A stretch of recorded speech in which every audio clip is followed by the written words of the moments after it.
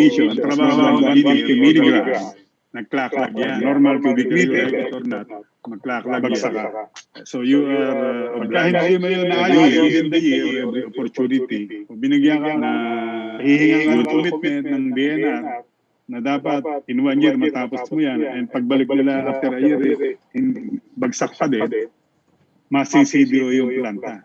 Hindi siya makakapag-operate. At ang kanyang violation ay hindi siya nakapasa sa emission test. Kaya very important yan tungkol sa mga dust collector or sa system ng boiler to prevent the escape of fly ash that goes with the flue gas. So, nung araw, nung mataas pa yung concentration sa emission, kasi nung before 1999, ang emission standard is 300 milligrams per normal cubic meter.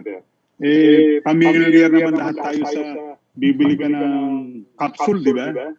Yung gamot. Di ba? Ilang milligrams? 150. Minsan pagka kailangan mo, maraming doses, 150. So yung 150 milligrams, kung ibubudbud mo yun sa isang cubic meter na gas or air, ganun lang so picture niyo, imagine niyo kung ganun lang kaliit ang dami ng particulates na dapat ilalabas sa boiler para pumasa. So because of that, kung dust collector lang, kaya niya i-comply yung 300. Pero yung base sa Clean Air Act, hindi na niya kayang i-comply yung 150 dahil pinababa ng 50%. So ang ginawa ng mga sa sugar industry, dahil ang kanilang fuel ay bagas, which as content is 2%, and 70% of that is going with the products of combustion going to the chimney, hindi sila papasa. So nag-isip sila ng ibang pwedeng idagdag, and nag-retrofit sila karamihan ng wet gas scrubber. So yun. So, ano ba yung wet gas scrubber? So marami siyang klase. Ang isa ay fixed bay. So bakit? Ano yung logic ng scrubber? Kasi ang centrifugal separation is dependent sa weight ng particulates. So pagka masyado ng very fine yung particle, like yung kanina nasabi natin 100 microns, hindi mo na siya kayang paikutin effectively. So lalabas at lalabas siya sa dust collector. So you need a secondary dust collector which is a scrubber. Assuming na existing na yung boiler. Pero yung mga bagong boiler, wala nang dust collector, scrubber kagad. So gano'n yung design. Pero dahil yung ibang boiler, meron pang dust collector, minsan walang time para i-dismantle yun. O kaya, mas magiging mahal kapag ka-dismantle mo kasi yung dust collector, samantalang kung magre-retrofit ka lang na scrubber, magdagdag ka lang, mas mabilis. So ano yung ginagawa ng scrubber? Para bumigat yung particulates, babastain niya. Pagka nabasa niya yung particulates, bibigat siya. Pag siya'y bumigat, madali na siyang paikutin into a swirling motion para by centrifugal action na binasa mo against sa flue gas na ang nangyari lang yung flue gas mo naging parang cloud. Para siyang usok na puti. So makikita mo yung mga boiler na may scrubber. Ang usok nila ay kulay puti. Parang lumalabas cloud talaga. Parang, ano ba sa Tagalog ng cloud? Ulap. Ganon. O parang napunta ka sa Tagaytay, pagi. Ganon na itsura. Kasi nga, nag-vaporize yung ibang tubig na inintroduce mo sa scrubber. So, ang mangyayari, pagka meron ng scrubber, ito yung dirty gas inlet. Kung titignan mo yung sa plan, tangential yung pasok niyan. Para makaikot siya. And yung tubig, meron siyang spray of water dito. So lahat ng flue gas, talagang mababasa. And in so doing, lahat ng particulates na maliliit ang size, under 100 microns, bibigat siya, sasama sa tubig pababa, which we call slurry, at yung clean flue gas naman, na medyo humid na, yun ang lalabas. So, with that, mas mababa yung emission level mo and papasa ka sa DNR standard. Kaya lang, sa totoo lang, inilipat mo lang, yung dapat ay pupunta sa ere o sa hangin na flue gas, inilipat mo lang sa tubig. So eventually, mamamblema ka sa tubig. Kaya later, titignan natin kung paano naman i-handle yung slurry. Dahil continuously, kailangan mo ng tubig. At kung yan i-once through lang, napakadaming tubig na kailangan mo. So yung sa mag-handle ng slurry, na separate niya yung ash sa water and para pwede mo uling gawing scrubbing liquid. So ganun lang yan. So ito, fixed vane scrubber, constant siya, wala siyang mga damper, and ganito yung itsura niya. Just imagine kung ito yung existing boiler, nag-retrofit ka ng scrubber, ganyan kalaki. Oh.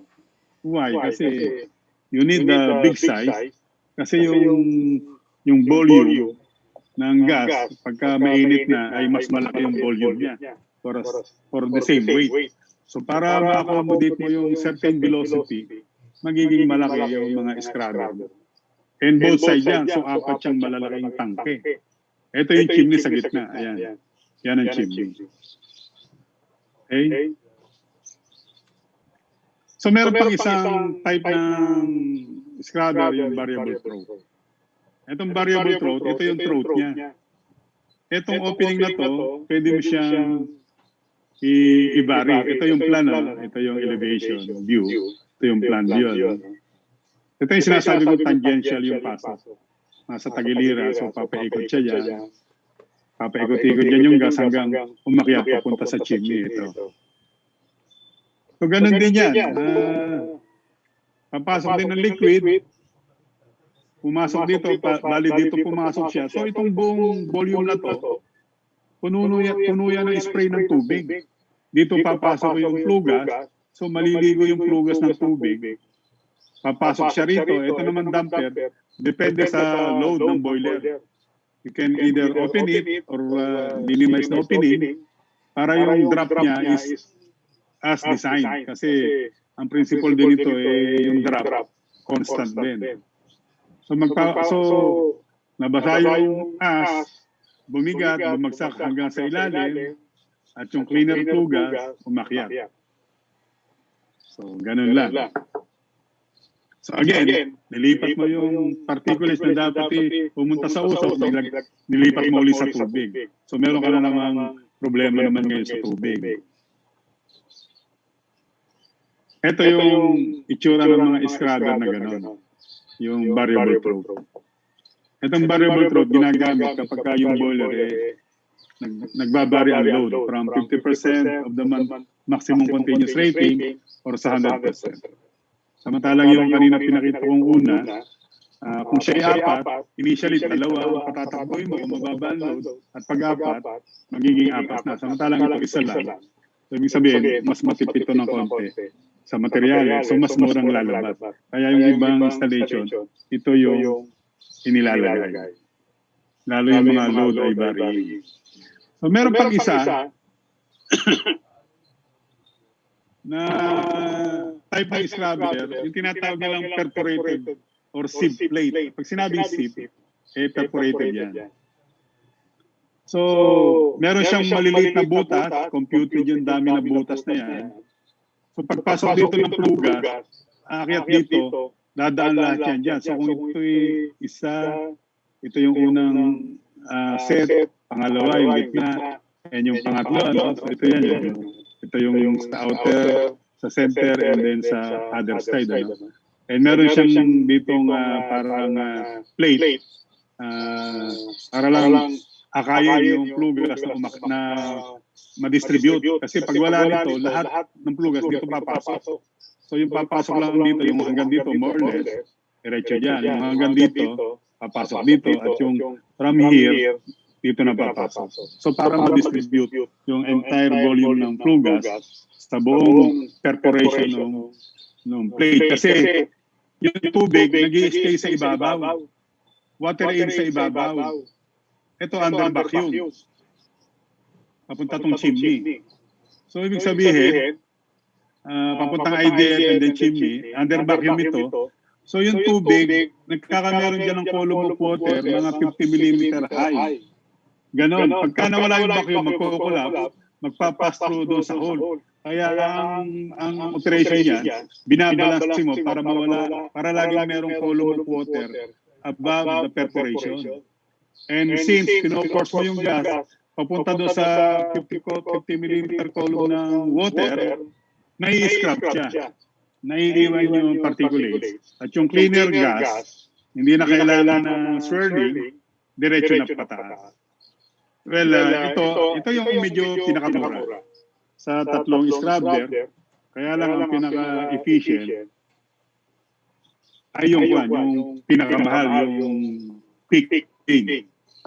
Yung pinakaunang pinakita. Ang sumunod, yung variable probe. At ito yung medyo pinakamababa, ang perforated blade. So, efficiency comes with the price. Mas mahal, mas maganda. Yung medyo mura, papasap, pero hindi ganun kalaki yung margin mo. Para pa mo sa konting diferensya sa operation ng boiler, pwede ka agad bumagsak. So, yan yung one. Yan yung operation niya. Pasok dito yung gas, pasok ang tubig, meron kang column ng water. So, yan. Yung clean flue gas, aakyat.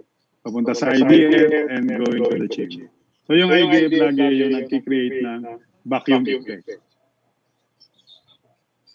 So, yan ang itsura niya sa actual installation. And then we have the electrostatic precipitator. Hindi ko na masyadong i-elaborate ito, pero alam natin na pagka yung static electricity, pag nag-grab ka ng foam sa silk o something smooth, tapos inilapit mo sa mga pieces of paper na maliliit, ina-attract niya yung pieces of paper. Ganon yung electrostatic precipitator. Meron siyang kuryente, itong 60 to 120 kilovolts. Medyo mataas. Kaya pagka meron ito, ang halos nag-handle ng circuito nito ay yung mga electrical engineer natin. Yun lamang trabaho ng mechanical kung paano i-collect yung as. Kasi pag tinanggalan mo siya ng kuryente, babagsak yung nag-adhere na mga particulates and pwede mo siyang makolek sa baba. Yan. So ito yung itsura niya. Ito yung makikita natin sa mga coal-fired boiler or coal-fired power plant. And then, paano mo i-recycle yung tubig? So, meron mga, nung ako'y napunta sa Australia, nakakita ko doon ng pneumatic conveyor. Kaya lang medyo mahal. Hinihigop niya palabas yung tubig, tapos pinifilter naman ng screen sa conveyor. So, you have the clarified water na pwede mong gamitin ulit sa scrubber. At yun ang mga as, nadi-discharge separately. So, ito yung vacuum belt filter. We have the clarifier. Ito yung medyo mura, kaya lang mataas ang maintenance or operation cost. And we have the asset link fund na mura din, kaya lang medyo mataas din ang operating cost. So, ito yung as fund. Pagpasok dyan nung slurry from the scrubber, nagsesettle yung as. Kasi heavy yung as. Tapos yung clarified water nasa ibabaw, yun yung kinokollect mo. Kaya lang, ang mahirap, kapag puno na yung pan, i-drain mo, minsan, maraming as ang sumasama doon sa clarified water. So yan yung mga tinanggal na as, pagka dinidrain ko, yan. So normally, dalawang compartment yan. Yung isa pinupuno, yung isa inihiga. Tapos nauso yung sa halip na stationary, ito naman, you have a moving slot conveyor, mga 700 mm per minute. Dahan-dahan siya naman. And makikita nyo dyan, yung mga as na nakolek. And tuloy-tuloy na agad siyang pumupunta sa labas. Whereas yung sa aspan, kailangan mo rito ng payloader. Okay, punta tayo sa pressure parts ng boiler. We have the drums, the main bank, the water tubes, and the superheater. Ito yung steam drum and the mud drum. Ito yung main bank, the tubes that connect the steam drum and the mud drum. Okay? Ito yung superheater tube, yung naka-pendant type siya. Pendant, nakahanging lang siya, concealed by nakatago siya sa refractory para hindi siya maapektuhan ng too much radiant heat. And sa wall tube, nakatago rin siya kasi wala kasi itong tubig, steam lang talaga siya. Kaya prone siya sa overheating. Kaya lang, gusto mo superheated steam. So pwede naman, kaya lang, itatago mo siya. Kaya normally, nakatago siya dyan. Tinatago siya nitong bricks na to at saka nitong tinatago namin rear wall tube. Ito naman yung furnace. Ito yung dito yung product of combustion. Dito nabubuo yung fuel. Ito mga oil gun yan. Ito pumapasok yung baga. This is a typical kung makikita nyo yung pinakamalaki pressure sa steam drum. Well, ang drum, nandiyan yung tubig, nandiyan yung steam. Sa taas, steam drum, sa baba is mud drum. Well, may stop take a photo of me, ginagawa sa namin boiler. So, ito yung mud drum, ito yung main bank. May picture ako nakita yung steam drum. Pero, so yan pumapasok yung mga main bank. Ito naman yung rear wall tube. Ito yung rear wall. Itong tubo na ito, papunta yan. Yung pala yung steam drum. Ito, madrami ng steam drum. So, napakadami ng tubo ng isang boiler. Minsan, nasa 3,000 tubo. Sa main bank. Water tube. Ito yung tube na nasa 4 sizes per day. Mag-operate yung per day. So, lahat ng radiant heat, siya yung receive. Kasi, hindi naman siya dinadaanan nung moving hot flue gas station. Kasi yan, para lang hindi mag-operate yung per day mo. So kung titignan natin dito sa isang picture, ito yung wall tube, ito yung front, ito yung rear, at ito yung right and left. So yung buong, kung yan ay back, yung apat na size, puno ng tube, para yung radiant heat ma-absorb. Convection bank, yan yung kung saan dumadaan yung flue gas. So ito yung main bank, actually. And ito yun. Ito yung dito dumadaan yung flue gas, meron tayong tinatawag na single pass. Yan. Pagdaan ng flue gas, isa lang pass. And 3 pass. Pagdaan ng flue gas, first pass, second pass, and the third pass. Yung pass na tinatawag yung horizontal flow. Hindi kasama yung vertical. So yun lang horizontal flow. Or ibig sabihin, yung flow perpendicular sa main bank. Yun ang tinatawag na flow. Yung along o yung parallel yung flow, hindi siya counted as number of pass. So normally, it's always odd number. Pero ngayon, as much as possible, mga single pass na yung boiler.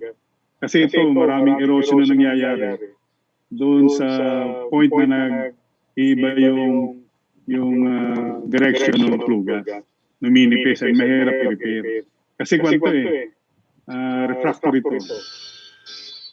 And then superheater, we have the saturated steam condition and superheated steam condition. So sa saturated steam condition, may tubig pa yun. Ang superheater, 100% steam na siya. So it can be drainable or non-drainable. So ito yung non-drainable kasi naka-use siya. Ito pinutol namin purposefully para i-check kung meron siyang deposit. So yan ang itsura ng superheater. And ito yung sinasabi kong nagpo-protect para hindi siya maluto kasi steam na siya eh. Ito yung screen tube na tinatawag or rear wall tube. Ito yung refractory. Actual shot yan. Ayan, yan pa isa. So ito yung screen tube or rear wall tube para ma-protection na sa overheating yung superheater. Ito naman yung first pass ng main bank. And nandiyan yung superheater. Non-drainable siya kasi siya eh. Pagka in-stop mo yung boiler, meron niya tubig sa loob. Kaya dahan-dahan niyang tinatanggal during startup. Wala naman siyang drain. Okay.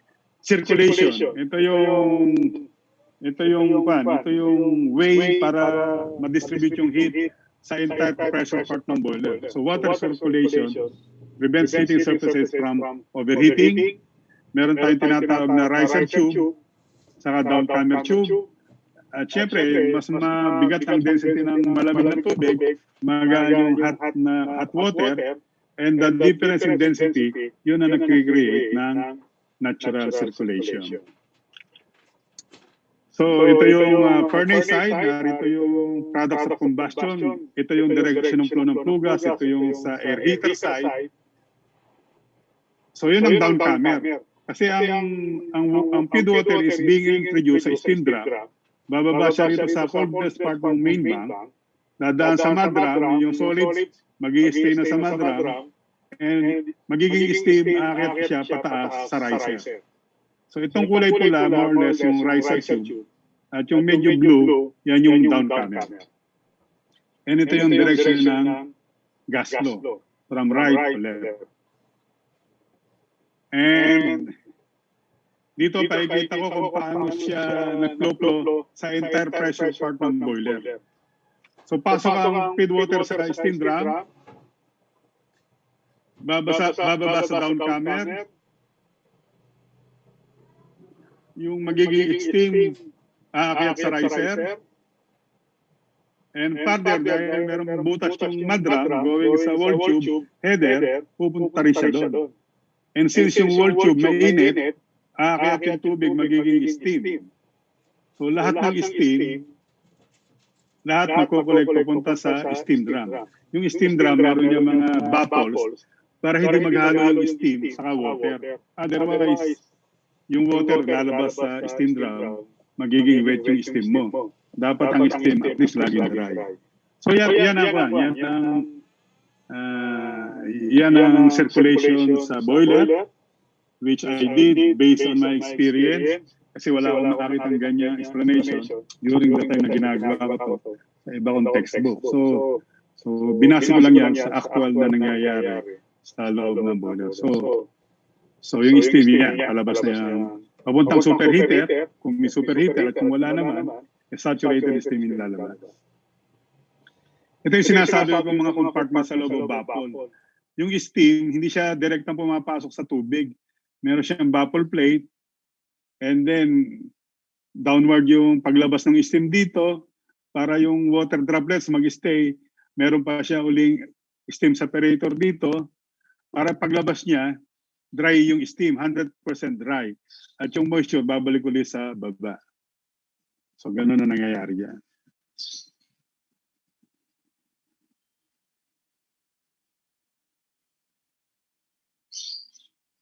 Okay, so labas yung saturated steam dito.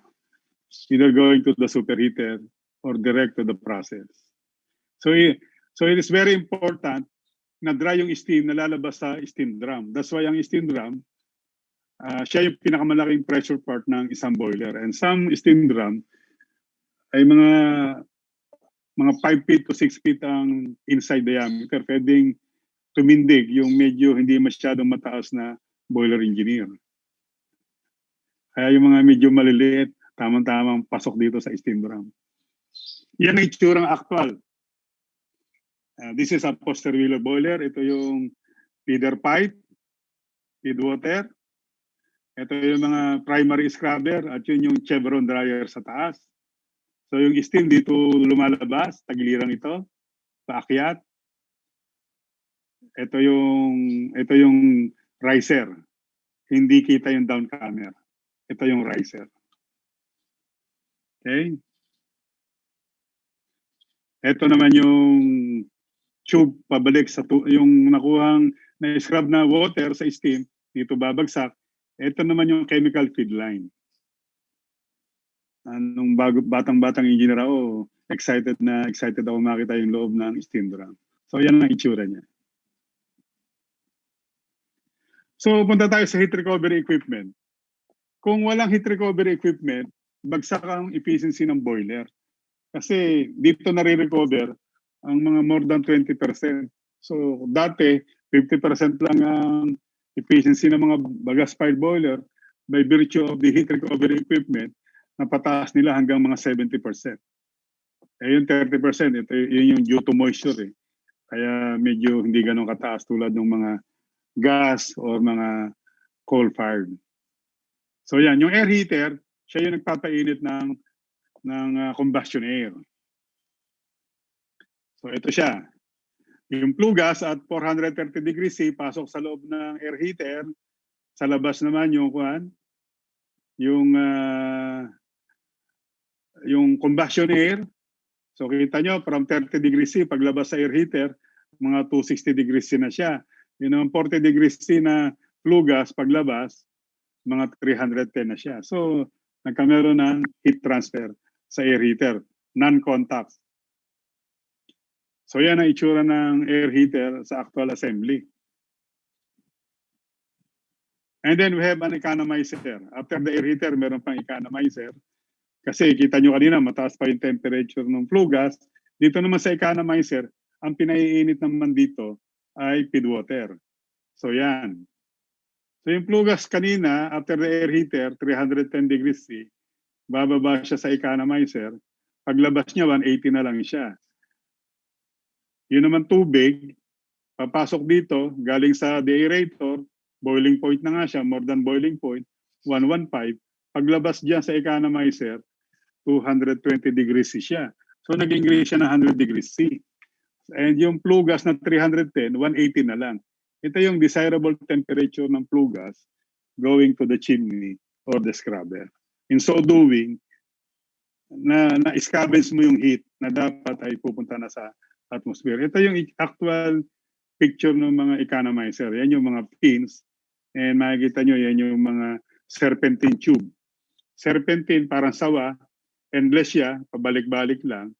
Ito yung inlet, ito yung outlet. Diyan papasok yung flue gas. And nakakonect dito yung mga header. Okay? Auxiliary. We have the pans. Ano-ano ba yung mga kailangan sa products para magkameron ng combustion and matanggal mo yung products of combustion, may move mo palabas. Makadaan siya sa mga pressure parts and hanggang sa makarating sa chimney. So pans. Ito yung responsible for providing combustion air. Ito yung tinatawag na forced draft. And then, we have the induced draft pan. Ito naman yung nagsasak o nag-exhaust o yung humihigop sa lahat ng products of combustion going to the chimney. Yung modern boiler has 3 or 4 pans. Mas malaki yung margin ng ID fan, mas mabilis makarecover ang boiler kapag bumagsak ang steam pressure. Pagka maliit, ang tagal bago makarecover. Halos kalahating oras. Samantalang pagka 20% ang margin, 4 minutes lang, recover na kagad. So ito yung mga pans ng boiler. Forced draft pan, magpo-provide ng combustion air, secondary air pan. Ito yung provision of air on top of the flame and at the same time high pressure ito. Ito yung parang hihip kung sa pag tayo nagluluto sa kahoy. Para gumanda yung apoy, inihip natin sa ibabaw ng apoy, di ba? And gumaganda siya kasi yung mixing of air and fuel na-enhance ng secondary air dahil mataas yung pressure niya. Spreader air is just to distribute or spread the fuel sa entire area ng furnace. And the ID fan or induced draft fan, ito yung humihigop sa products of combustion. O para magkameron ng positive flow ang products of combustion para mai-transfer ang heat sa pressure parts. Well, so forced draft fan, nasabi ko na kanina. Secondary air fan, ito yung hihip kung tayo ay nagluluto sa kahoy. It is basically, binaburn niya yung carbon monoxide, which is produced pagka hindi complete yung combustion. And then, at the same time, ina-agitate niya para mas maganda yung air and fuel mixing kasi mataas ang pressure ng secondary air. Spreader air is just to distribute the fuel sa entire furnace para hindi magkakameron ng pile burning sa loob. And then ID fan para i-exhaust lahat ng products of combustion. Yung ID fan, bago ka magkameron ng flame sa loob ng boiler, dapat online na to para tuloy-tuloy lumalabas yung products of combustion. And also, baka may leak kung gumagamit ka ng gas or bunker oil para hindi magkameron ng accumulation ng gas, combustible gas sa loob, na pagka biglang naka-amoy ng apoy, biglang mag-burn and sumasabog. Actually, ganun yung sistema ng mga kanyon na ginagamit na pagka bagong taon. Mag-accumulate sila ng gas, then biglang sisindihan, yung biglang pag-attract ng fire ng gas na yon, parang nakikreate siya ng pagsabog. Masisira yung boiler pag ano.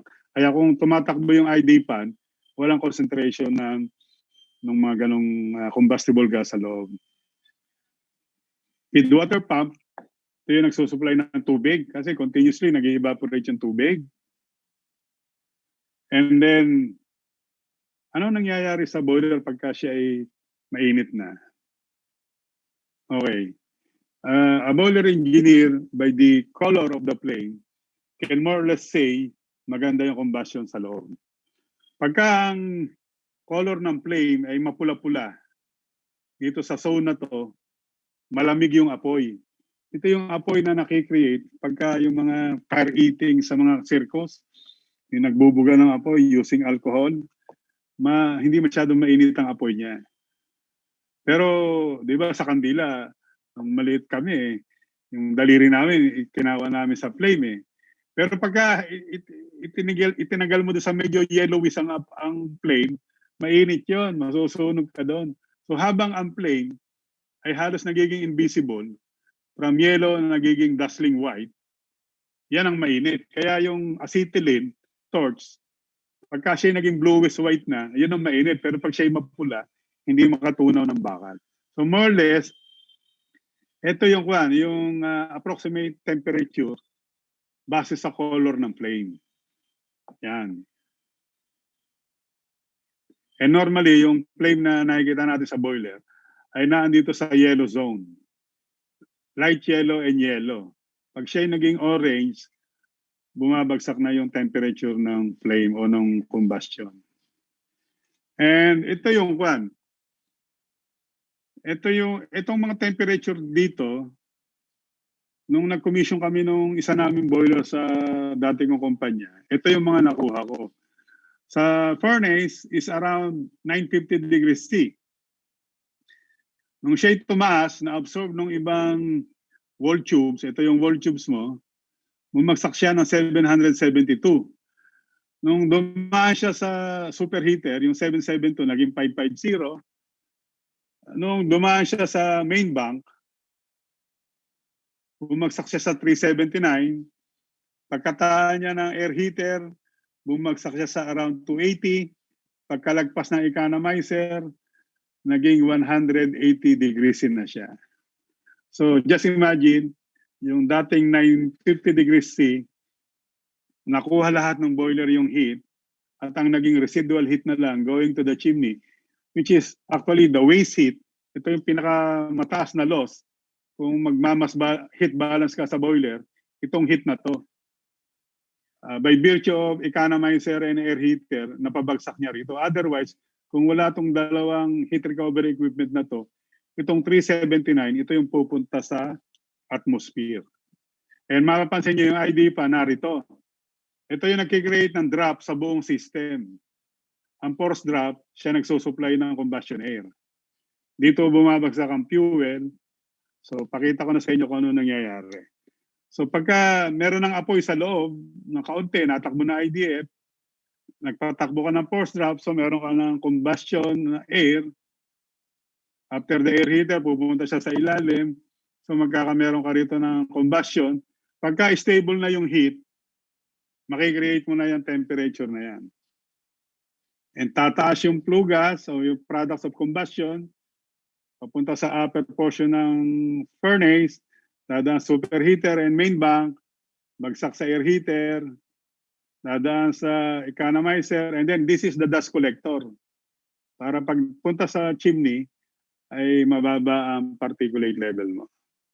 So pagka wala itong ID pan, mape-pressurize yung boiler, hindi ka magkakameron ng magandang combustion. Baka sumabog pa yung boiler because of pressurization ng gas kasi tuloy-tuloy itong force trap. Kaya pagka nag-trip itong ID pan, automatically magti-trip din ito ang lahat ng pan para hindi ma-pressurize yung loob.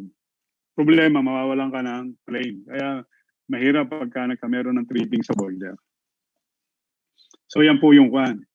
Yan po yung tinatawag naming drought plant diagram with temperatures. Ito po yung secondary air. And kung mapapansin nyo, sa ibabaw siya pumasok. And doon din sa ilalim, sa kabilang side. At yung galing sa force drop, lahat yan is under the grate. Swabe lang ang pressure niyan. Halos balance lang. Kung ano yung lumalabas, hindi nang ipinapasok. Dito kinokontrol sa damper na to. Dito rin kinokontrol sa damper na to. So yun. So basically, yan ang mga kinokontrol ng boiler engineer. Ito yung superheater niya. Dito drainable siya. Kasi yung header nasa baba. Ito, auxiliary oil firing. Pagka nagka-problema, emergency, tatakbuhin mo yung bunker oil burner mo. Ito. Ang nagsusupply din dyan na combustion air is the force drop. So basically, yan ang setup ng isang boiler. So punta tayo sa last portion. Ito yung mga essential boiler instrument. Main steam pressure, purpose. Siya yung nagdedetermine ng fuel input. Pag bumaba ang steam pressure, nagdadagdag ka ng fuel. Eh bakit bumababa? Kasi tumataas ang demand sa labas. Steam drum pressure. Well, across the superheater, meron kang pressure drop. So steam drum pressure, makikita dyan kung baka clog na yung superheater mo. Kasi pagka clog yung superheater, meron ng scale sa loob, dahil pangit ang water treatment mo, tumaas yan. Eh alam mo na pag dumaas yung delta P, something is wrong with the superheater. Feed line pressure. Eh at least, dapat malaman mo kung yung feed pump tumatakbo, no? Kasi may pressure nga siya, yung linya, pero yung pala galing na sa boiler. Hindi na pala galing sa feed pump. So you have a feed line pressure na mismong nagsesense ng pressure galing sa feed pump. Steam flow, ito yung pinaka-reference ng automation ng feed water system mo, yung steam flow. So kung lumalabas si 100, more or less malapit sa 100 yung tons per hour yung papasok na tubig. Steam temperature, well, ito yung magpapakita kung nag-overheat ba yung temperature, yung superheater mo, or may problema somewhere. So, kasi ang steam temperature is very important, lalo na kung meron kang steam turbine. Ayaw nila ng wet steam. Gusto lagi nila dry and superheated steam. Feed water flow, syempre, gusto mong makita yung feed water flow, baka yung flow ng steam mo 100, pero yung feed water mo 50 lang. So ma-predict mo na babagsak yung drum level mo. Exhaust gas temperature. Kapag ito'y wala sa normal, mababa, something is wrong with your air heater, baka may mga sira na. And then yung oxygen mo, maapektuhan din. Kasi ibig sabihin, yung combustion air, sa halip na pumunta sa furnace, pumupunta na diretso sa smokestack kasi may sira kang air heater. So, ito magbibigay sa tayo ng hint na yun. Undergrade temperature, ito rin ang magpapakita sa iyo kung may problema yung iyong air heater o kaya yung firing rate mo ay mababa. Kasi pag mababa yung undergrade air, unstable ang furnace combustion mo.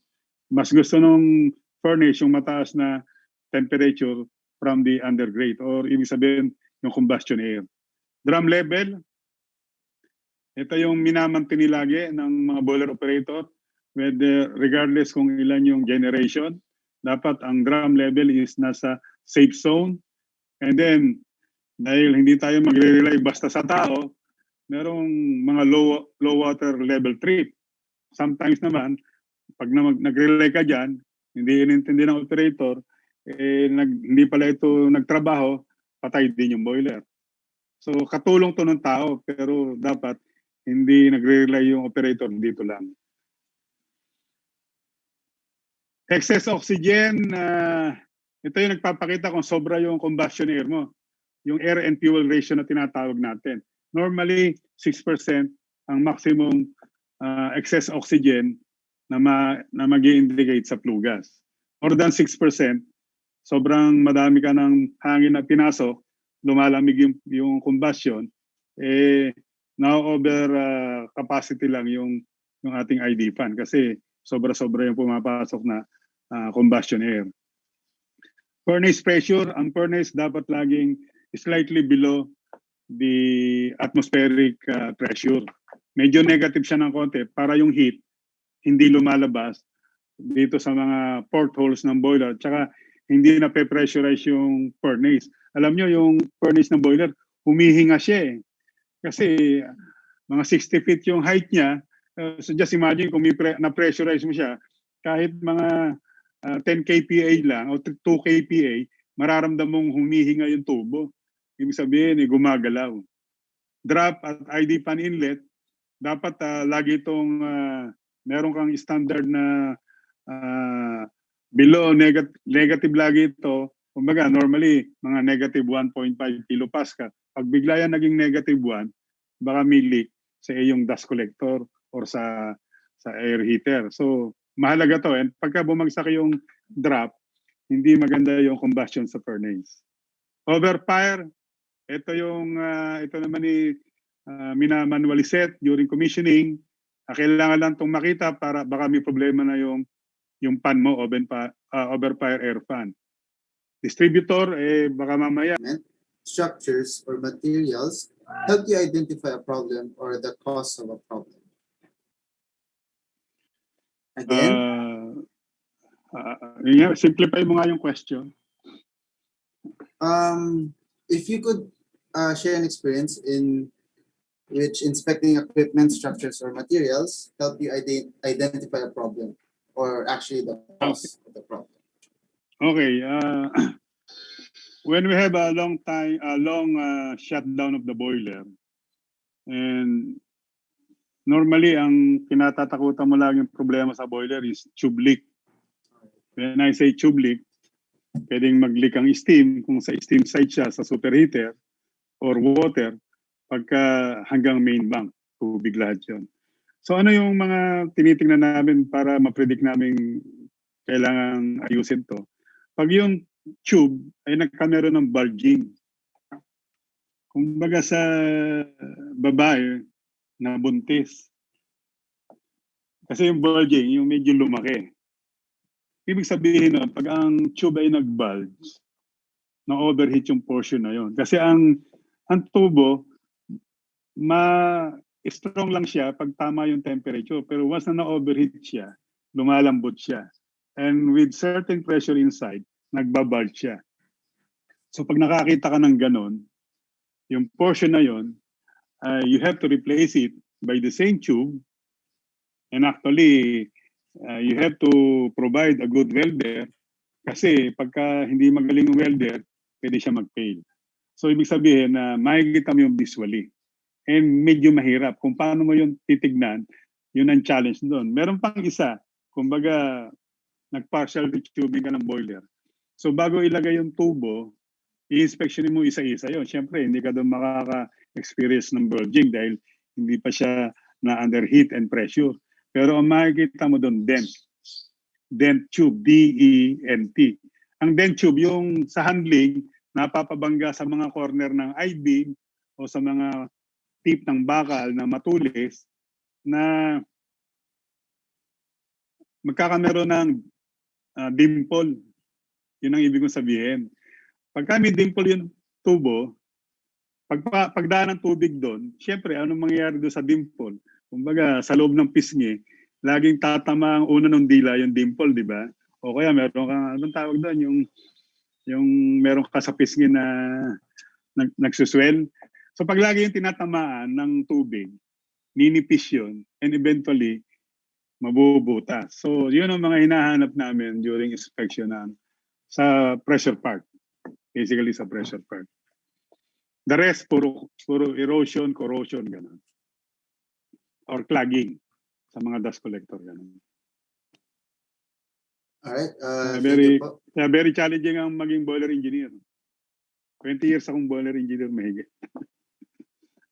Alright po. Sir, we have another question from Alben Dimayuga from Batangas State University. Do you recommend biodiesel for boiler fuel to lower the emission to the boiler system?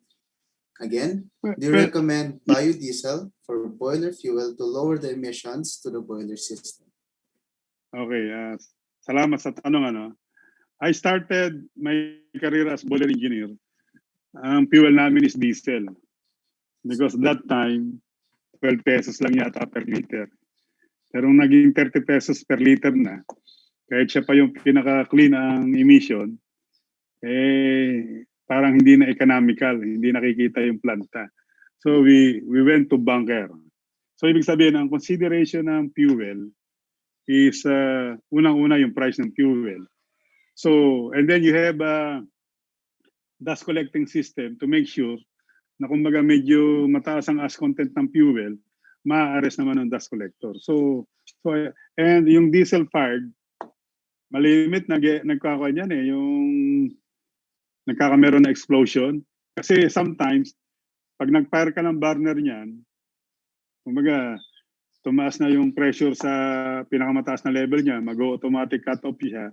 Pag nag-resume siya ng firing, hindi agad siya nag-burn. And suddenly, mag-burn siya, so nagkakameron na explosion. Nung batang engineer ako, takot na takot ako dahil parang sumabog na yung boiler. So yun lang ang disadvantage ng diesel. Ang maganda talagang, ang clean fuel talaga is gas, which I think yan ngayon ang trust natin. Kaya sa Batangas City, I believe, magkakameron tayo ng mga tangke ng mga gas, natural gas. Kasi yan ang pinaka-cleanest fuel, kaya lang medyo mahal.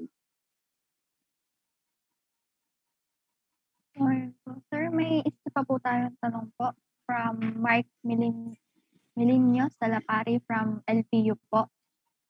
What is the most maintenance-intensive part of a boiler and how did the pandemic affected your industry po? Well, actually,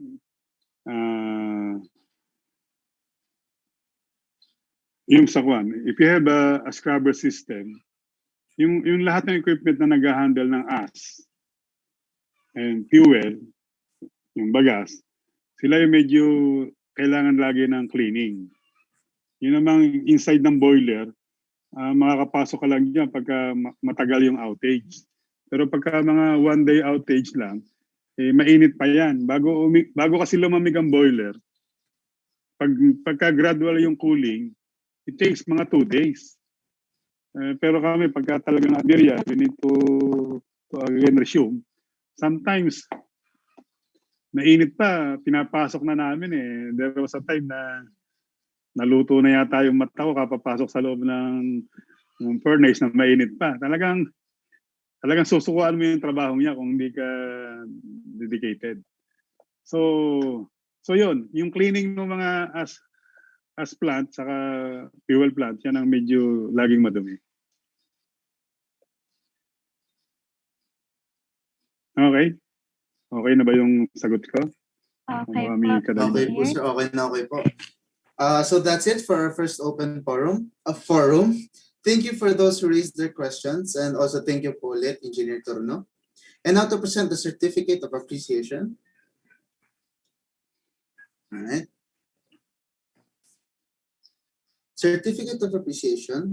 This certificate is awarded to Engineer Simon P. Turno III for a guest speaker for imparting his valuable insights and inspiration as a guest speaker during the 5th General Assembly of Junior Philippine Society of Mechanical Engineers, Batangas Chapter. Given this day, April 25, 2021. Signed by Maria Cecilia Di Maano, our JPSME Batangas Chapter President, alongside Engineer Alan De Villa, a PMEAE, our Batangas Chapter Advisor. Engineer, if we may ask, if we may have a picture with the officers. And the officers po. Yes po. Okay. Alright. Officers. Ayan po sa mga officers. Nandyan po kayo. Ready?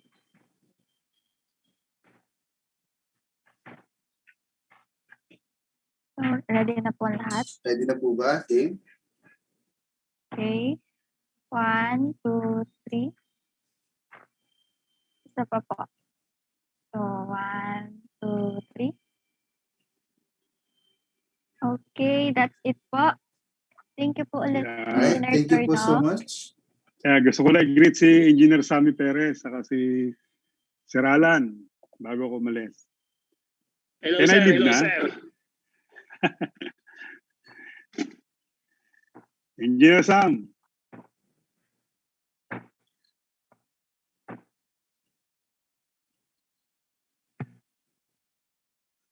Nakamute ka yata. Very interesting, very educational presentation. I love it. I really follow through from step to end. Salamat. Okay. Thank Thanks you sa po. JPSME. Thank you. Lagi naman kayong kwan sa amin eh. Welcome Yes, lagi po. pag kailangan yung tulong namin. Okay. Thank you po. Thank you so much po, sir. So before we carry on with the program, let us first relax our mind by watching an intermission number from the Rolling Gears coming from Batangas State University. So let's give them a virtual applause.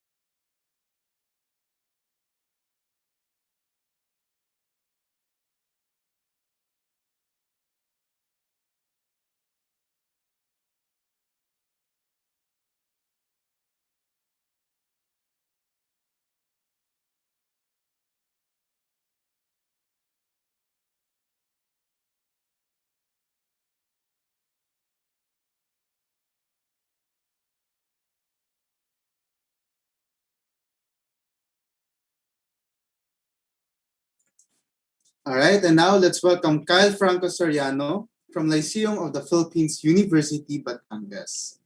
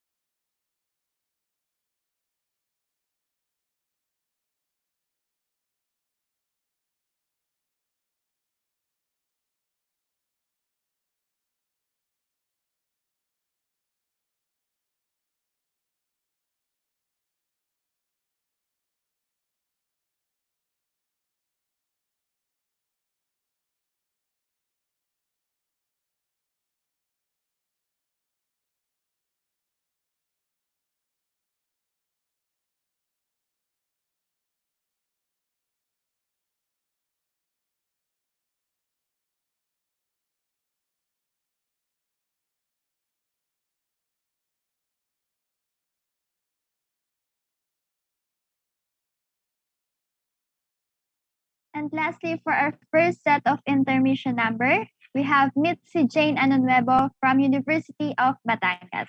Let's give her a virtual applause.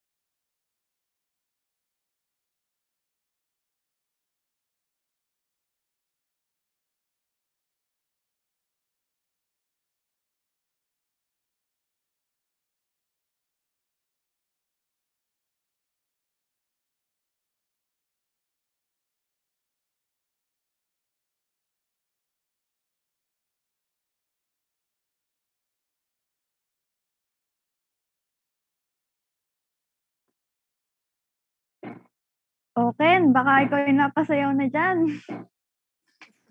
Oo, napapasayaw na ako eh. The day that I Papatiktok met ka na. you. Napapatiktok tayo eh. Limutan ko, naka-live nga pala tayo. And now, may pa-surprise po ang JPSME to all of you guys. Tayo ay magpaparaffle. At ang ating lucky winners ay pwedeng manalo ng bond paper, earphones, flash drive, phone holder, mouse, or scientific calculator. So if nag-register kayo kanina or kagabi, may chance kayo manalo ng ating mga nabanggit na prizes. Ayan. So before, habang naghihintay tayo sa mga paraffle, shoutout po muna kay Bel Valencia, PSME UPSC Secretary. Ayan. Sana naman manalo kahit earphones man lang, kahit dito man lang, partner. Saka shoutout din sa mga kabarkada ko kung may nanonood man dyan, saka sa baka klase ko. Ayan, shoutout rin daw kay Ara Libot. Siya daw pinakamagandang kaibigan ko. Sige, push mo yan. Shoutout kay Alessandra Rodis na kanina pa nanonood sa ating live. Sana may natutunan ka.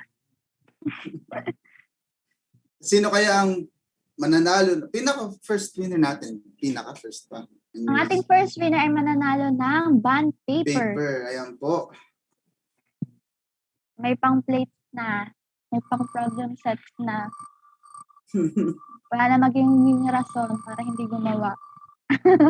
Ayan, so habang naghihintay tayo dyan, sasaya tayo ng TikTok. Ayan. Anyways, ayan, congratulations kay Angelica Marie D. Arabe from University of Batangas. You are our very first lucky winner of a bond paper. Ayan. Yeah, congrats. Ayan, So, boys. ating namang second winner ay pwede manalo ng earphone. Earphone? Earphones. Ano yun, Ate Jazz? Alin doon? With S. With S. Kasi dalawa na. Dalawa niyo pwede isang tenga lang. So, sino kaya mananalo ng earphone? Pwede din tong pang online class. Congrats, Shani Sabandal from University of Batangas. Nanalo ka ng earphones. Bababa, 2 for 2 from University of Batangas. Nakakadalawa na ata ang UV.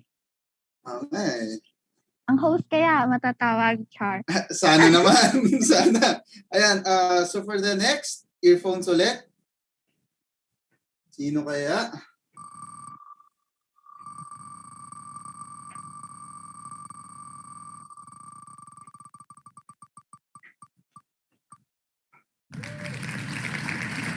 Ayan, Catherine Maurice J. Haplit from Lyceum of the Philippines University, Batangas.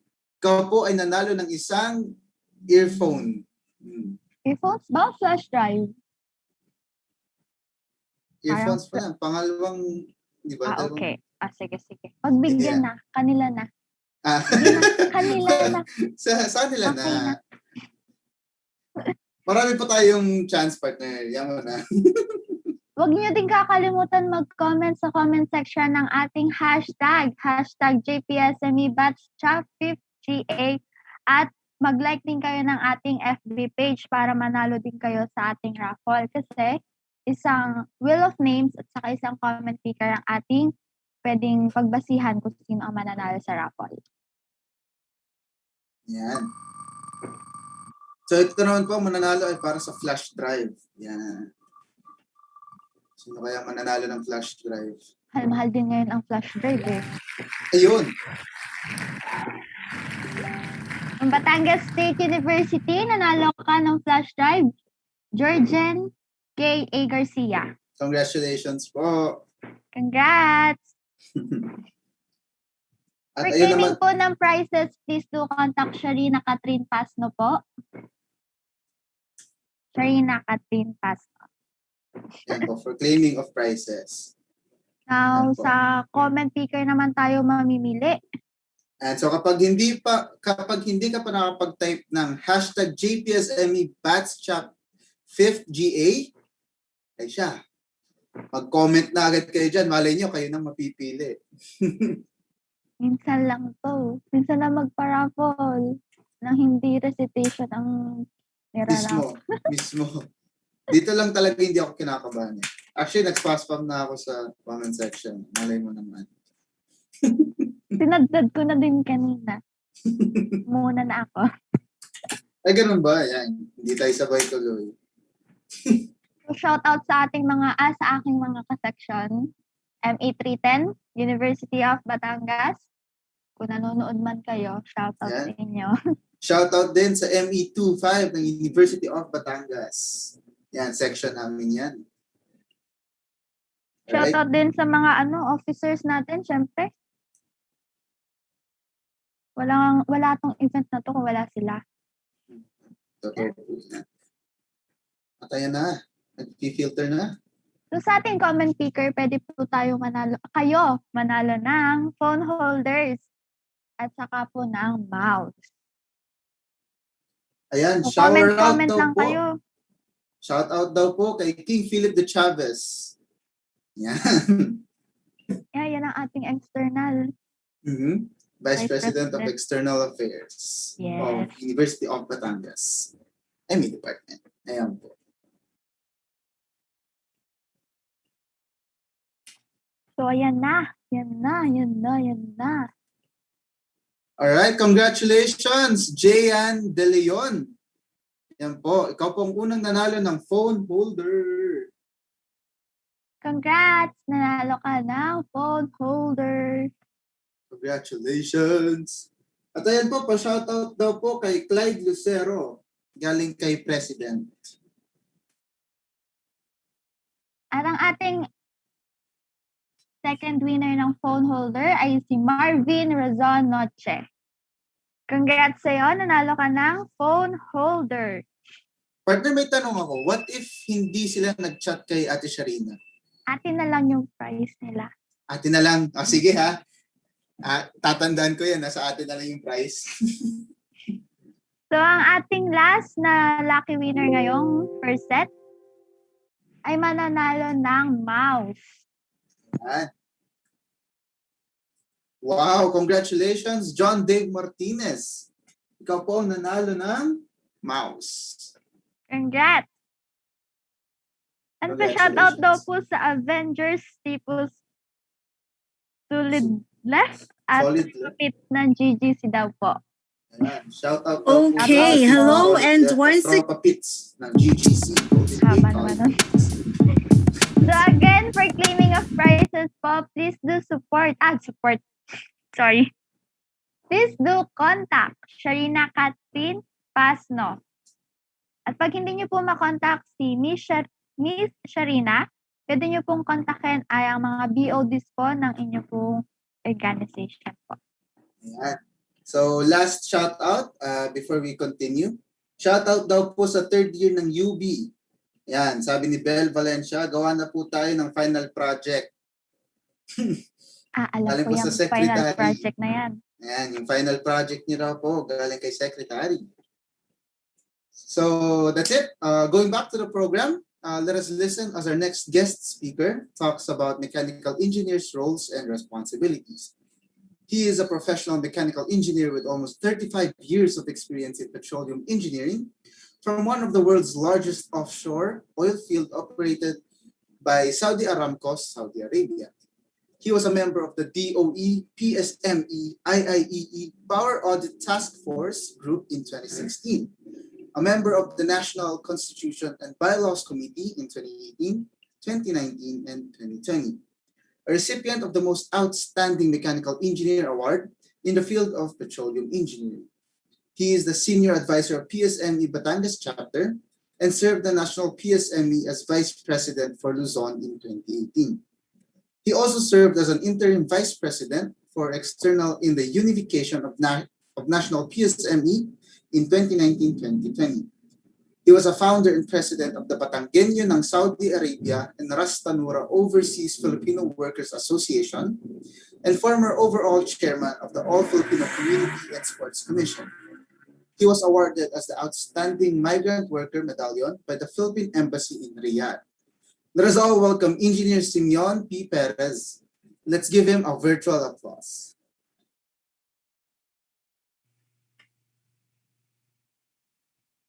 Hello, good afternoon, JPSME of Batangas Chapter, especially for host. Thank you Good for afternoon po. thank you Good for afternoon po, Engineer. nice introduction. First of all, I would like to thank the JPSME Batangas chapter for the leadership of your president, Ms. Cecil Dimano, for inviting me to be one of your guests for this afternoon event. Also, I'd like to extend my greetings to my colleague in the PSME Batangas chapter, the President Engineer Turno. Of course, syempre, yung inyong advisor, no other than Engineer Alan. Well, pwede na ba ako mag-share? Yes po, Opo, Engineer, pwede na po.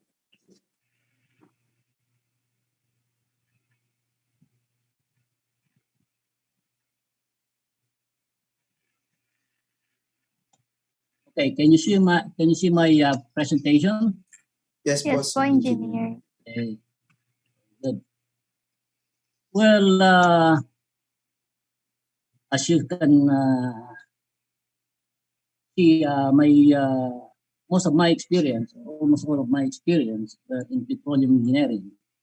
So instead of presenting to you about petroleum engineering, I decided to make this presentation on mechanical engineers' roles and responsibilities, believing that on your level of education now, which I believe most of you are in the junior year, at least you will be able to visualize or to find out or to learn what will be your career in the future or ahead of you. So dito ay at least you will be able to prepare yourself kung ano yung field of expertise na inyong tatahakin or what professional track you will be pupuntahan.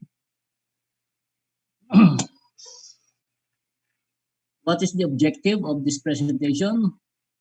At the end of this presentation, you will, of course, understand the laws that govern the practice of mechanical engineering, because we're going to use the mechanical engineering law, the RA 8495. Also, you will be able to understand the roles as well as the responsibility of a mechanical engineer or as a mechanical engineers. Be able to have a full understanding on the mechanical engineering profession. Okay, what is Republic Act 8495? The title is, this is an act that we call the Philippine Mechanical Engineering of 1998. And this is an act regulating the practice of mechanical engineering in the Philippines. So ito yung ating magiging Biblia. Ito ang inyong maging Bible after your graduation and you pass the licensure government examination for mechanical engineer. So ito yung ating gagamitin na batas. And kung hindi ako nagkakamali, probably some of you or most of you ay pinag-aaralan na ito just sa inyong mechanical engineering laws and ethics. What are the practices of mechanical engineer or mechanical engineering? As a mechanical engineer, you can practice as a consultant, a designer. You will be also in the field of construction or erection, or in the operation and maintenance. As you can see in the presentation of Engineer Turno, boiler operation. So that is one field that a mechanical engineer can look on in the future. No? Sabi nga ni Engineer Turno, he has been as a boiler engineer for that so many years. Sales and distribution. Mechanical engineer are very much involved in the sales and distribution. At lalo na yung mga babae, hanap ng mga company ang mga babae pag dating dito sa sales and distribution. This is a one good window para sa mga graduate lady mechanical engineer. Maraming napupunta dito. Mahirap kasi ang babae sa construction and erection, operation and maintenance, but you can be in the consultancy, design, and sales and distribution. Academ. So if you prepare o hilig ninyo yung magturo, then that is also another opportunity after your graduation and passing the licensure exam. Government service. This is also a good opportunity to work in the government. However, as a mechanical engineer, medyo limited yung mga government agencies that hire mechanical engineer. Unlike the civil engineer, marami sila sa DPWH. Though nowadays, there are government agencies that are mechanical engineer din kasi kahit siya naman may mechanical engineer. Alright, consultancy. Ano ba ang ginagawa ng consultant? So, of course, ang primary function is for you to be questioned or asked to provide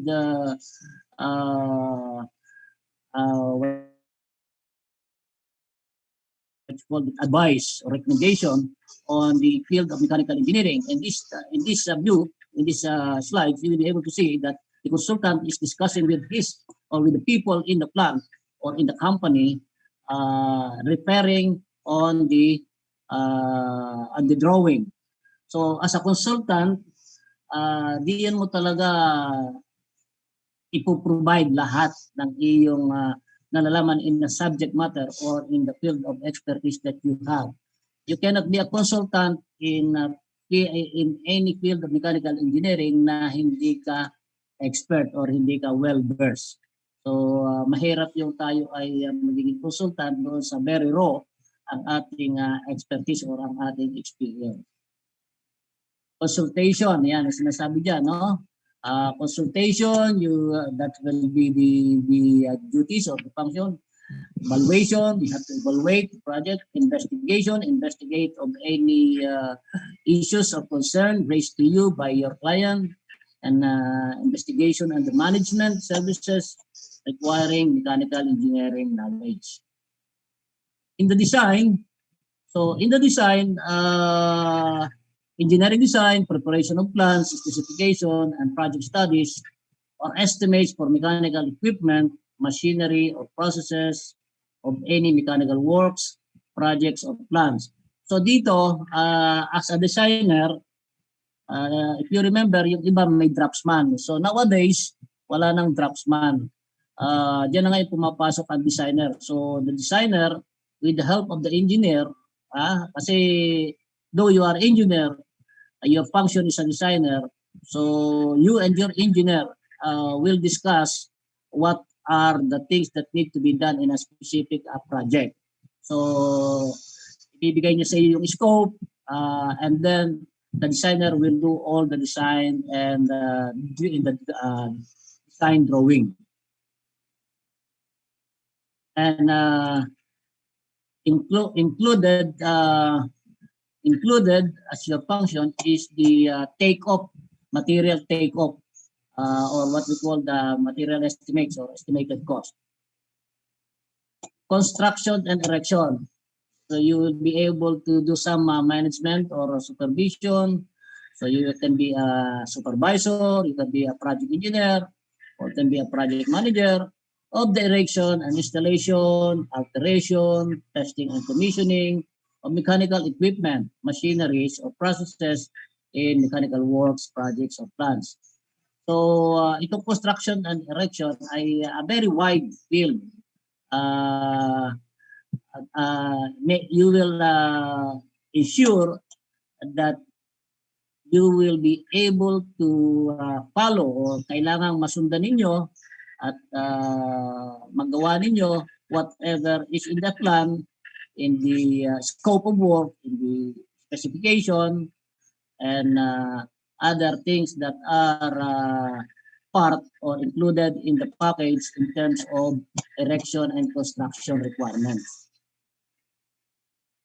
So dito, mag-uumpisa ka sa construction engineer, then become a supervisor, then a manager, or a project manager, or project supervisor. Meron din namang other mechanical engineer that started in safety, construction safety. Alright, this is the operation and maintenance. Here, you'll be able to manage and supervise the operation, tending or maintenance of any mechanical equipment, machinery or processes in mechanical work, projects or plants. Itong operation and maintenance, this is a very large opportunity or very wide field, because like here in Batangas province, this is an industrial province. Batangas City is an industrial city. So we have here a petrochemical, we have here a refinery, we have here manufacturing plants, and all of those industries are have this operation and maintenance field. Ika nga ay pwede nating mapagtrabahuhan as an engineer. So as a young engineer, you can work in the operation, or you can work in the maintenance, and then as you experience, then you get promoted to supervisor and the management. Kaya nakalagay natin dito, management and supervision. Okay. Okay, this is the sales and distribution. This is an self-explanatory. Here in the sales and distribution, your function here or your duties, other than supervision or selling of your products, you should be able to understand the technicalities or the technical of the equipment or the machine that you are trying to sell. So here it says that management or supervision of the manufacture, sale, supply or distribution of mechanical equipment, parts or components. All these definitions were taken from 8495. So I'm just elaborating that your primary function as a sales engineer or distribution engineer, sometimes tinatawag nilang account manager, ay kailangan ibibenta niyo yung produkto ng company, and kailangan din ay you are technically expert on the machinery or equipment that you are trying to sell. So in the academy, well, here in the academy, you should be a professional mechanical engineer or a master in mechanical engineer or PhD in mechanical engineering. So hindi according to our law 8495, you can only teach mechanical engineering professional subject in government recognized and accredited engineering schools kung ikaw ay professional mechanical engineer or you have a master's in mechanical engineering or PhD. So I hope the schools that you are in are following this or compliance to this 8495. Yung mga industrial plant, yung mga power plant, yung mga pumps, any ME subject should be taught by a professional mechanical engineer or an individual who has a master in mechanical engineering or PhD. Government services. So employment in government as a professional mechanical engineer, registered mechanical engineer, or certified plant mechanic if the nature and character of work is in line with his profession, requiring professional knowledge of the science of mechanical engineering. Okay, what are the machineries and equipment? in this one, in this slide, we said that we include all prime movers. Ano ba yung mga prime movers na yan? Includes all prime movers such as steam engines and turbines. So kanina,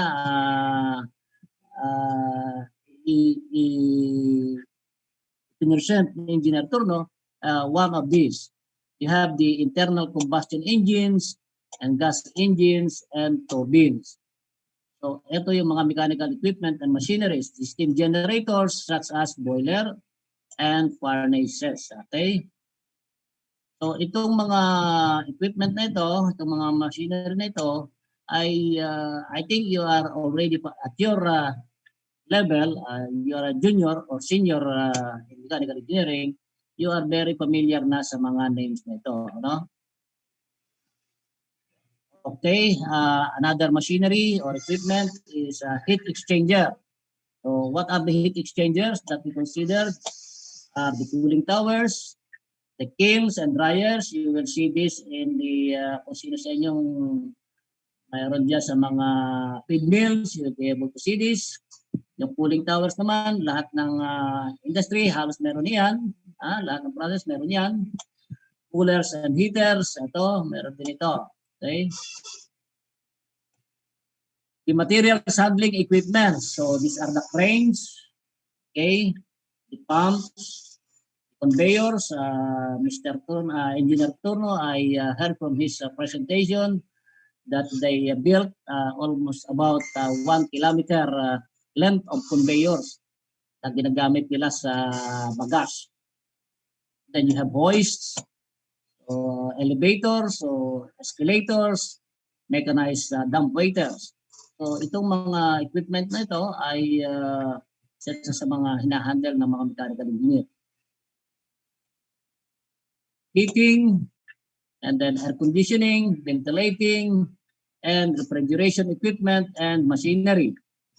Compressors and centrifugal pumps, mechanical pollution abatement and environmental control system, piping system with a working pressure of not less than 70 kPa. Okay. What else? The fired and unfired pressure vessels. Ito makikita natin talaga ito sa mga industry, no? Printing machine, mechanical working machines for metallic and non-metallic materials. Ito makikita natin sa mga machine shop. Other mechanical equipment as machine and machinery, whether installed on land, underground, or on board watercraft. Kaya ang mechanical engineer talaga hindi mawawala ng trabaho. Imagine, on land, underground, at saka water. Okay? Even on air, yung mga meron din tayong chance or meron din tayong opportunity na magtatrabaho sa aviation industry. Meron din dyan. Okay, the practice of the profession. Field of action authorized for each category. What are the prohibitions? It shall be unlawful for any person unless authorized under this act. Okay? What did it say? To be in responsible charge of the preparation of plans, design, investigations, evaluation, technical reports, specifications, project studies or estimates, or to be in the performance of other professional mechanical engineering activities unless he is a duly licensed professional mechanical engineer. But ang ibig sabihin, itong mga, it's only the professional mechanical engineer who are responsible charge for all this preparation of plans, the design, the investigation, evaluation, meaning to say only professional engineer, because only the professional engineer can sign and seal for all this work. Okay? The mechanical engineers, or we known as the registered mechanical engineers, though they can do all these things, but they are not authorized to sign and seal the document. Yun ang pagkukulang. That's why after your after na makakuha ka ng o after mo maipasa ang board exam or government licensure examination for mechanical engineers, and then you need to have an experience as a mechanical engineer before you will be able to upgrade your profession to professional mechanical engineer.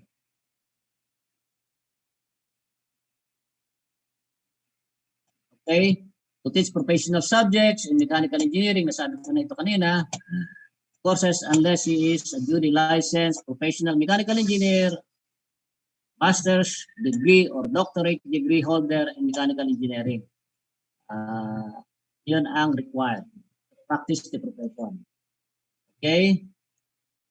To be a responsible charge of the construction, erection, installation, alteration of the performance of mechanical engineering service in connection with the manufacture, sale, supply, or distribution of any mechanical works, project, or plant, either for himself or for others, unless he is a duly registered professional mechanical engineer or mechanical engineer.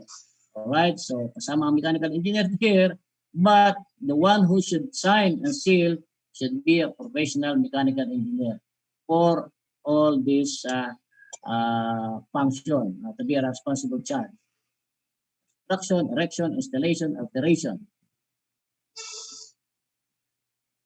Table of professional practice. So you will see the scope of work here.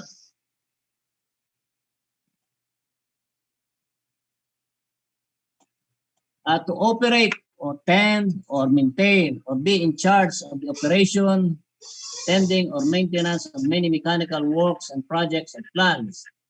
So when your plant or your mechanical or machinery have this capacity, 100 kilowatts to 300 kilowatts,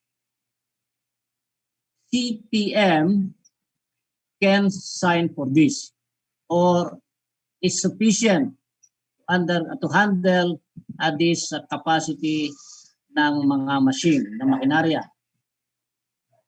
But also mechanical engineer ay much better, lalo na ang professional mechanical engineer.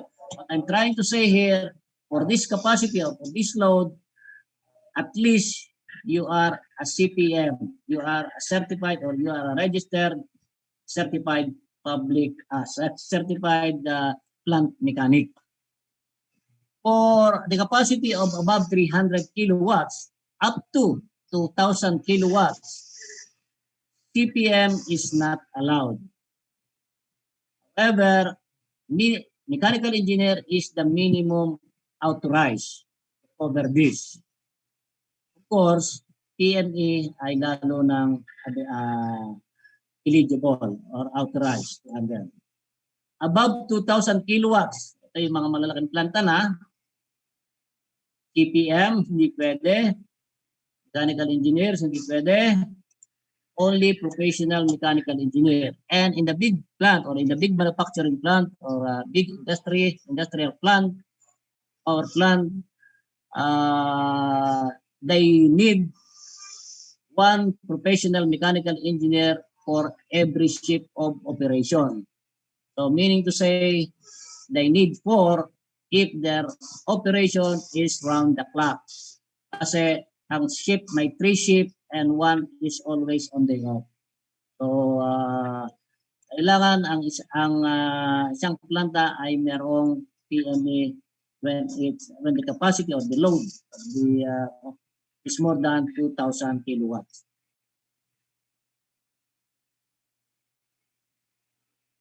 Okay, posting of certificate. The owner, manager, or other person in charge of any mechanical works, projects, or plants of 100 kilowatt or more. Firm, co-partnership, corporation, or joint stock association shall post or cause to be posted in a conspicuous place within such plant of business the original certificate of registration of the engineer or engineers and of the certified plant mechanics employed in such plant in the frame protected transparent glass or its equivalent. So ito, kailangan yung ating mga lisensya ay naka-frame doon sa planta. In this one, sinasabi na a registered engineer or certified plant mechanic ay enough na para sa 100 kilowatt. Kailangan naka-display yan. And you will see pagka kayo ay nagkakaroon siguro ng educational tour, makikita ninyo yan sa labi ng mga planta, mga company. Nakasabit o naka-display yung mga certificate ng kanilang engineers that are in charge or charge. It shall be unlawful, okay, for any person to order or otherwise cause the fabrication, construction, erection, installation, or alteration of any mechanical equipment, machinery. Again, this one, for any mechanical works projects or plans, unless the designs, plan layouts, or specification have been prepared by or under the responsible charge of and duly signed and sealed by professional mechanical engineer. So only the professional mechanical engineer can do such thing of signing and putting his stamp sa mga ginagawang ganito. Fabrication, construction, and all documents. Practice not allowed for firms and corporations. Okay.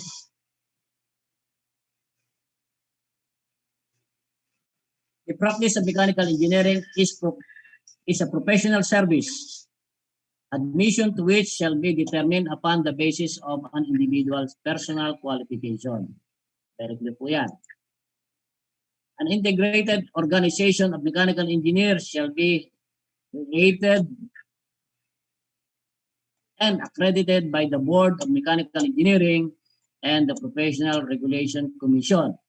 Ito po sinasabi nito ay ang Psme, the Philippine Society of Mechanical Engineers.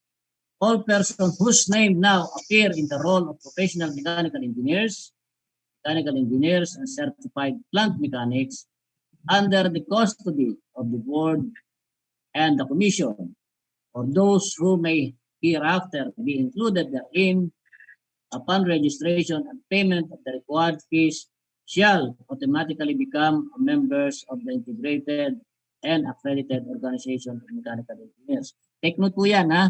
After your graduation at after na kayo ay makapag-take ng oath, kayo nakapasa sa board, you shall be automatically become members ng accredited integrated organization ng mechanical engineers. So ang atin pong association, our association is the Philippine Society of Mechanical Engineers. At tayo ay may responsibilidad as a practitioner, as a professional, that our license ay kailangang nire-renew, kailangang updated tayo dyan. Okay? What is Republic Act 10912? This act shall be known as the Continuing Professional Development Act of 2016. An act mandating and strengthening the continuing professional development program for all regulated professions and creating the Continuing Professional Development Council. Why the government created this act? This is one requirement because we are a member of ASEAN countries, and in order for us to be upgraded or adapted in the development in mechanical engineering, kailangan ay tayo ay mayroong continuing education. Paano? By attending seminars, lalo na yung mga seminars na binibigay ng professional organization that you belong, or seminars na binibigay ng company where you are kung saan kayo nagtatrabaho. So that is a very important. You should attend the professional organizations activities, lalo na pagka may mga technical paper na ipini-present. Because from there, you will learn. May strengthen ninyo ang inyong professional education. So that is how you develop your education or your education in mechanical engineering. Lalo na nowadays, napakadaming mga bagong technology na lumalabas sa market.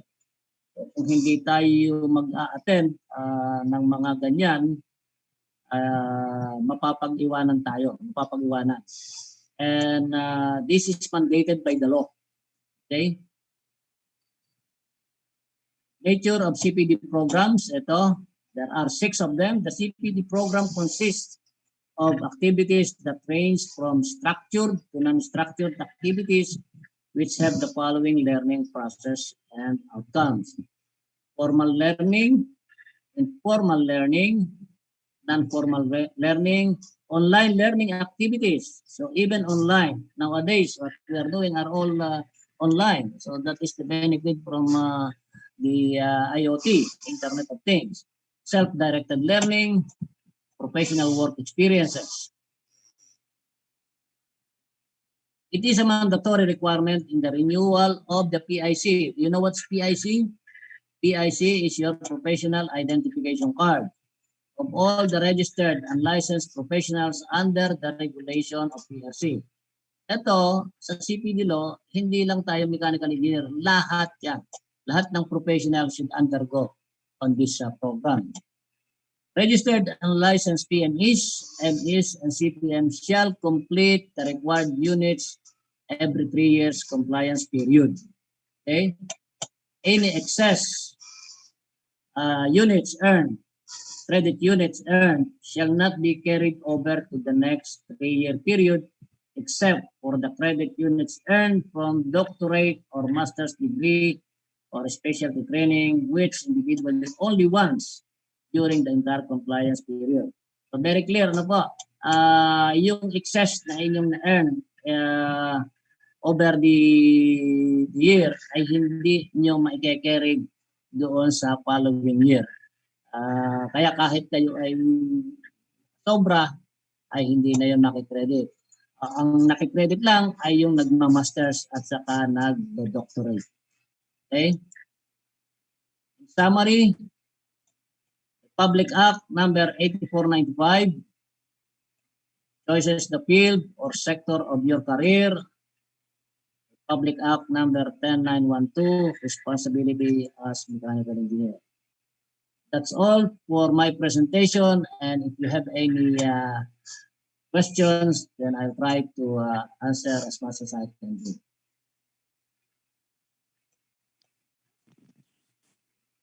Thank you po, Engineer Perez. Alright, thank you so much po. So yun pala ang mga roles and responsibilities natin as mechanical engineer. Ayan, madami for sure na pick up na lesson sa mga ating mga ka-ME. Yes, and kung mas maganda pala pag tayo, professional mechanical engineer. Yeah, Correct. If you remember yung mga nag-PMA, di ba? Yung mga PMAer, their aim is to be a general, di ba? Yes po. Yes po, For engineer. us, mechanical engineer, our aim is to be a professional mechanical engineer. By that, nalawak yung ano. And just to add, there is what we call we have the framework, PRC or the ASEAN framework. Magkakaroon tayo ng specialization that consider level 8 ng profession, because in the professional track of mechanical engineers, you as a mechanical engineer that is under level 7 as level 6. So you graduated your BS, then you got the board exam that it's equivalent to level 6. Then after your 5 years in the 84-95, after 5 years, you're already eligible to upgrade your profession to professional mechanical engineer. So once you get or you upgraded to professional mechanical engineers, that is equivalent to level 7. Ang equivalent niyan sa academic track, sa career progression, sa academic track, is yung master's degree. Yung master's degree. And therefore, level 8 na yan ay pinag-uusapan ngayon dito sa atin with all the with all professionals, is to have what we call the specialization and expertise. Diba ang mga doctor of medicine, may mga kanyang specialized. So mechanical engineers, ang mga engineers ay magkakaroon din ng ganon. That will be equivalent to level 8. Pakita ko doon kanina, yung mga field na nakikita natin. So currently, meron tayong sinasabi yung HVAC-R, that is heating, ventilating, refrigeration. That is one specialized field of mechanical engineering. Merong conveyance, it's another. Merong industrial plant engineering. Merong power plant engineering. So those are the specialized group that are trying to create based on the PQF, Philippine Qualification Framework. So doon tayo tatahak ngayon. So I hope by presenting these roles of mechanical engineer, you will be able to at least makakapag-plan kayo kung saang field ba ang inyong tatahakin. But lagi ko sinasabi doon sa pag-okay na imbita sa mga new graduate, siyempre ang i-grab muna ito yung opportunity na dumating sa iyo bago tayo but it's better to prepare yourself kung ano ba yung line of field ang gusto mo ng mechanical engineering ang gusto mong tahakin. Yes po. Kasi way before po bago ako mag-college, parang ang mindset ko po that time is pagka-graduate na ay pagka-take ko po ng board exam, ano na yung perma na as mechanical engineer, hindi pa pala ganun. Fortunately, may track, may ano. Oo nga po. So at least, medyo nakita mo ngayon, no? Yes po. Thank you po. So may mga ilang questions po tayo galing po sa ating po mga viewers po. From John Lexmar Laines from Batangas State University. Ang tanong niya po is, what is the advantage of being a member po of Psmp? Okay. Like being a member of Psme, you are able to attend in this kind of gathering or event. So sabi ko nga kanina, the Psme, first of all, if you are a member of the Philippine Society of Mechanical Engineers, you will be able to attend on their events. Though even non-PSME are able to attend and earn CPD units whenever they have technical presentations that have credit units, the fees of non-PSME is higher than PSME. Second, being a member of any organization, especially if this is a professional organization, you will be able to widen your network. You will be able to meet friends, and by having that, that is one opportunity for you to find a new job if ever you are not happy on the job that you have, and you will be able to have an exchange of your expertise, your knowledge in mechanical engineering, where you get acquainted to the members of Philippine Society of Mechanical Engineers. One thing, if you serve in the PSME, you will be able to develop your professional career. Okay? So that is one advantage or thing that you will be able to earn if you are a member of the Philippine Society of Mechanical Engineers. I hope I answered the question. All right. Thank you so much, Engineer. We also have another question from June Agbay from Batangas State University. What can you advise or what tips can you give on us mechanical engineering students whom will pursue in becoming a professional mechanical engineer? Okay, the advice first is to pass the government licensure examination to become a mechanical engineer. Then, having heard my presentation, sabi ko nga kanina, your first employment is to grab all the opportunity that are coming to you. Ano mang field dyan. Unless talagang may gusto kang specific and then you choose. And then, try yourself if the job na nakuha mo is fit to your life. Kung magugustuhan mo. Alright? And then, if you believe na what you are doing is you happy ka, well compensated, and then you focus on it. Make, ika nga ay try to grab all the opportunity to earn experience for the first 5 years. Okay? Mas mainam yung nakafocus ka. Then from there, you can move, you can upgrade. You can upgrade your license from mechanical engineer to professional mechanical engineer. Okay? Then when you are there in the professional mechanical engineer, you can look for some, or even before, no? Kung hindi ka happy dun sa iyong field of your experience, so you can look for other where you believe you will be happy, and then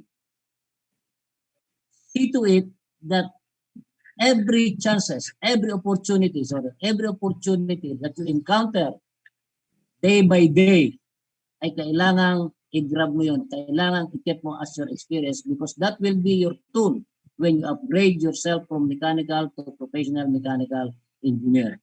And once you are there, ando na, you got it. But again, sinabi ko nga kanina, there is a program by the government, yung specialization.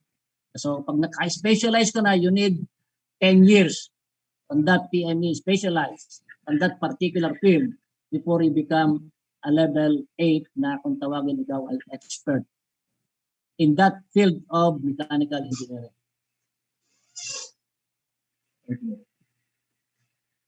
Level by level para makamit natin yung pagiging expert. So another question po from Landicho Christian Luis from Batangas State University po. After passing the board exam, in which career path you think is the most convenient in gaining experiences po? Okay, of course, it's industrial path, no? Sa professional path.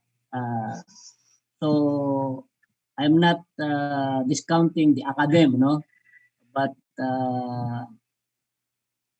it's good to go through that professional practice ng sa professional practice rather than academic. But if you still love to teach, you can do teaching while you are in the. So I suggest na look for a job sa industry because it's good to teach. Say it's good to teach if you already have an experience from the field. Kasi ang iyong mai-impart sa inyong estudyante are not all coming from the book. You can impart the experience that you had from the industry. Maganda yung maipapaliwanag mo sa estudyante mo that this is what is happening in the ground. Not always look in the book of Morse and the book of Earth. Diba? So that is my personal opinion of that. Thank you, Engineer. We have one last question coming from Melanie Joy Balange from Lyceum of the Philippines University. Her question is the ME or PME license recognized internationally? Okay, that's a very, very good question. Unfortunately, our license are not yet recognized internationally. What the international fields are after is yung ating diploma lang, no? Once you have a diploma, you are a BS degree graduate, and then you have your TOR, transcript of record, and they already recognize that, okay, as an engineer. Provided, however, that you have the same number of year of education. Kaya tayo nga ay nag-move sa K-12. Because in all countries in the world, I think we are one from the few countries na walang K-12. Kaya nag-adapt tayo ng K-12. So, itong ating level 8, in ASEAN country, we have what we call ACPE.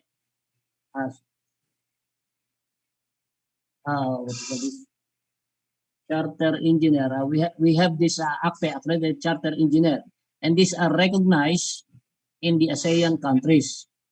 And we are trying to have this ASEAN, also the ASEAN engineer that is also recognized in ASEAN countries. Okay? But in other countries, which hindi tayo wala tayong tinatawag doon, that term, no? Then our license is not yet recognized. Myself, I work in Saudi Arabia, and the requirement during that time by the employee, by the agency is I must be a mechanical engineer license with at least 5 years of experience. Doon sa trabahong in-applyan ko. Pagdating ko doon, ang trabaho ay kaya ng high school graduate. Okay? So that doesn't have that much of merit, or point. So it's only our agency minamarket tayo na the employee that we are going to give it to you are really capable to do the job. Why not? We are overqualified. But there are some positions also in other countries that like what I said, even without your license, as long as you are a BS degree, and then that is sufficient enough to consider you as an engineer.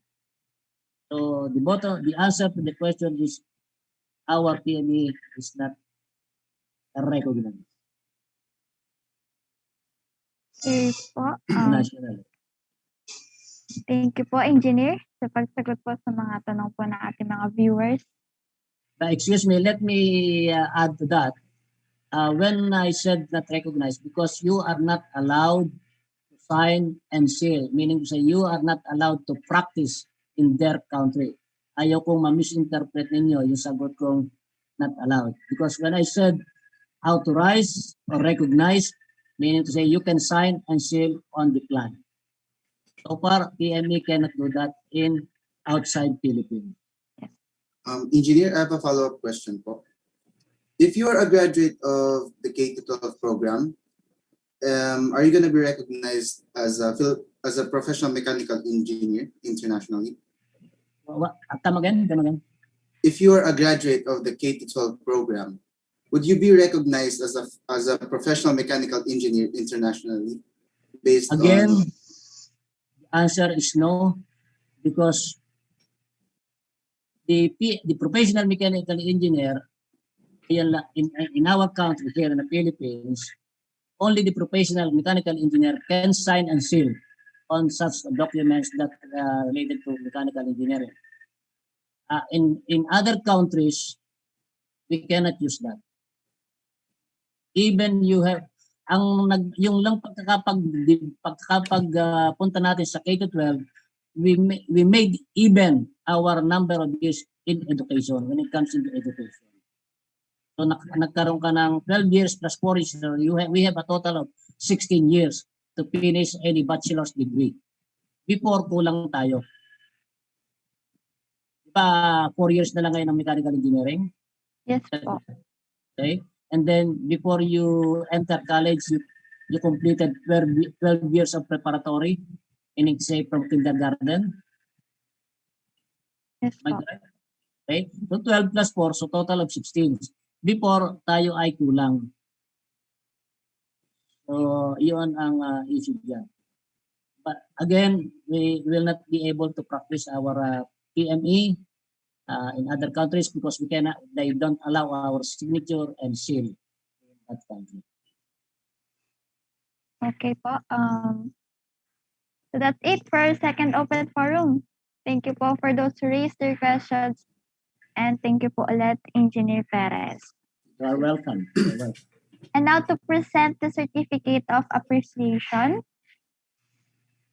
This certificate is awarded to Engineer Simeon P. Perez for imparting his valuable insights and inspiration as a guest speaker during the 5th General Assembly of Junior Philippine Society of Mechanical Engineers, Batangas Chapter, given this day, April 25, 2021. Signed by Maria Cecilia Di Maano, our GPSME Batangas Chapter President, and Engineer Alan De Villa, PMEAE, our GPSME Batangas Chapter Advisor. Thank you. Thank you very much. All right. Engineer, will we have a photo op with you? Together with the officers. Together po. with the officers po? Yes. Po. Ready Ako na rin, po ba? mag-ano rin ako.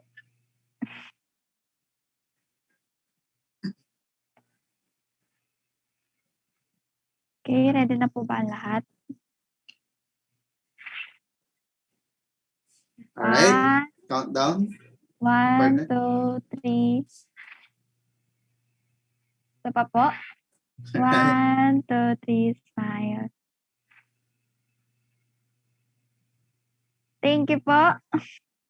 And thank you po so Thank much, you very Engineer. much po. General Alan, thank you, General Alan.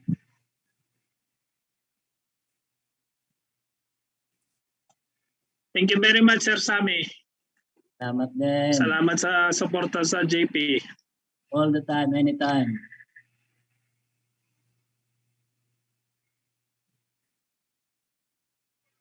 All right. And now let us have another set of intermission number coming from Batangas State University, Geraldine Garcia. Let us all welcome her.